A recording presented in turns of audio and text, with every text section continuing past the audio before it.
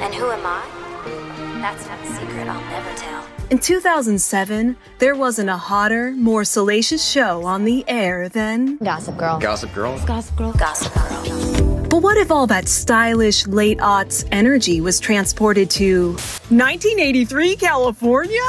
We travel in style no matter how we travel. That was one tubular bet the creators of Gossip Girl took on a storyline that followed Serena's mom Lily in her younger, wilder, more hair-raising days. That's right, producers planted a backdoor pilot episode. What?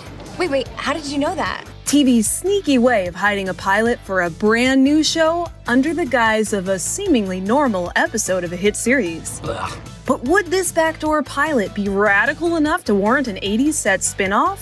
Find out on Behind the Backdoor Pilot, Gossip Girl.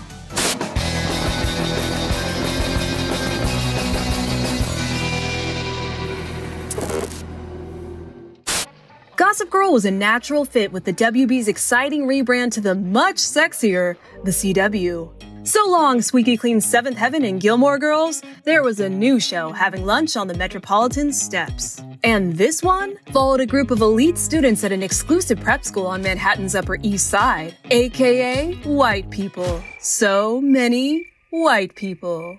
But these privileged socialites suffered their share of injustices in the forms of scandals, heartaches, and occasionally murder.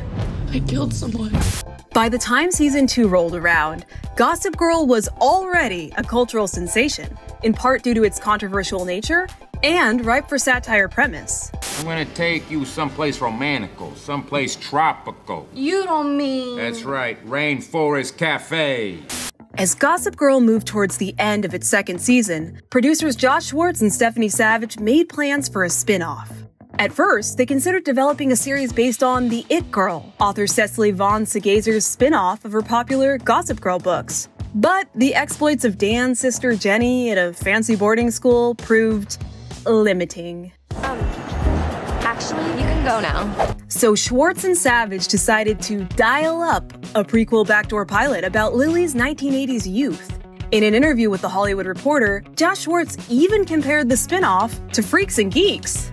In a typical backdoor pilot, the main cast steps aside to introduce a brand new cast of characters for a spin-off. This is Angus, Chowder, Rufus, Legolas, Caligula, Mudball, General Lee, Jimmy Jam, Terry Lewis, and Spot. Valley Girls, however, starts like a regular episode of Gossip Girl, with the gang dealing with the fallout of Lily having her own daughter arrested. Except the plot keeps getting interrupted by Lily reminiscing about her own rebellious electric youth in sunny 1980s California. For those who complain about the youth of today, if you think we're bad, you should have seen our parents. Wow, seamless! In the flashbacks, we're introduced to young Lily, played by future star of Pitch Perfect, Brittany Snow. I didn't have to audition for the role, which I'm very grateful for. I don't really think I look much like Kelly Rutherford, but we're taking some, chances on that. Gossip Girl casting director David Rappaport revealed on the XOXO podcast that Brittany Snow had some serious competition from future A-listers. I remember for that, Dakota Johnson came in and Rooney Mara. And you know who did the best read for that? Nina Dobrev. Although, things didn't suck too bad for Nina Dobrev, who would go on to star in another hit CW show, The Vampire Diaries. And I'm fine. Thank you. But back to Lily's flashback episode, where we learn that she's been kicked out of her prestigious school, disappointing her record exec dad. Cameo alert! It's Gossip Girl director / real-life 80s icon, Andrew McCarthy. Hey, beautiful. Hiya. But McCarthy became a stern 80s movie dad when it came to the idea of Lily moving in with him. I'm sorry. I love you.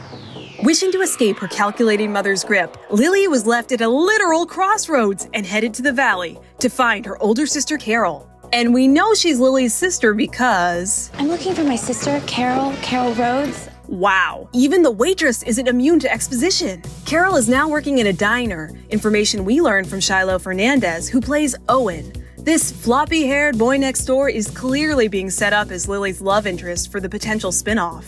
There's also Ryan Hansen of Veronica Mars fame as Shep, a dim-witted rocker who thinks he's dating Lily's sister Carol. Shep, I'm not your girl. Right, she's more like my muse.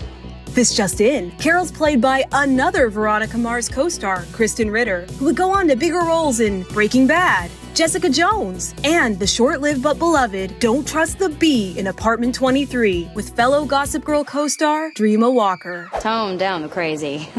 Carol's an aspiring actress, all-around cool girl, and an investor in the fanny pack. This guy, he had this really amazing idea. It goes around your waist like a belt, so you can put stuff in it like a purse. The sisters reunite at a concert. Carol? Lily?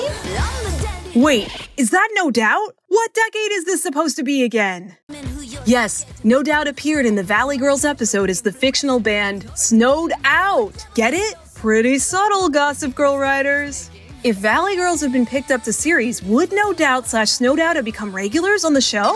Would other bands show up, like how Color Me Bad played at the Peach Pit on 90210? After a quick reunion, Carol takes Lily to a radical 80s party. And an epic party fight erupts. No need to fight over me. How about we just fight you? Which checks off the mandatory 80s pop culture references along with Rubik's Cubes, cassette tapes, and a rad soundtrack.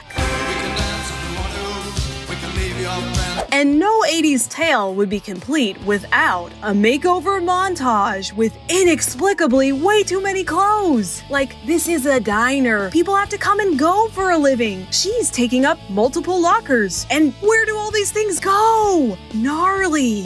Lily and the gang wind up in jail. But importantly, Lily decides not to lean into her privilege to post bail. I need to figure out what I want, what I need. The episode is a rare backdoor pilot that incorporates the main character's plotline, which includes Rufus's disappointment in Lily, Lily's disappointment in her own mother, and Serena eventually getting out of jail with the best prison hair we've seen other than Sandra Bullock in Ocean's 8. Also, it's a prom episode, which may have led to a trend for overblown prom expectations for young people. Oops. I've always tried to make my life resemble the movie in my head, and tonight, no effort required, voila! The episode ends in parallel themes of mothers and daughters and the importance of sisterhood.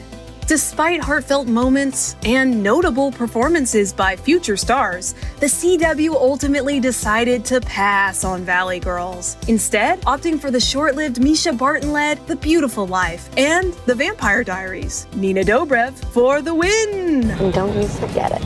CW President Dawn Ostriff told E! Online that Valley Girls should have been made as a regular pilot and not a backdoor pilot episode of Gossip Girl. Quote, I think it was hard for everybody to understand what the world would be like on its own. What did you just say? It's probably for the best that Valley Girls never went to series. The backdoor pilot's mix of 80s nostalgia and mild teen antics lacks the saucy drama of Gossip Girl. And when encountered today during a binge watch, Valley Girls feels more like the Carrie Diaries to Gossip Girl's Sex and the City. It's all gotten so sanitary. Despite this backdoor pilot never posting bail, Gossip Girl still went on to have a lasting legacy in pop culture. It was the euphoria of 2007 and more recently brought to life in the 2021 extension. What are you talking about? They ruined it. This body bag, corpse not pretty.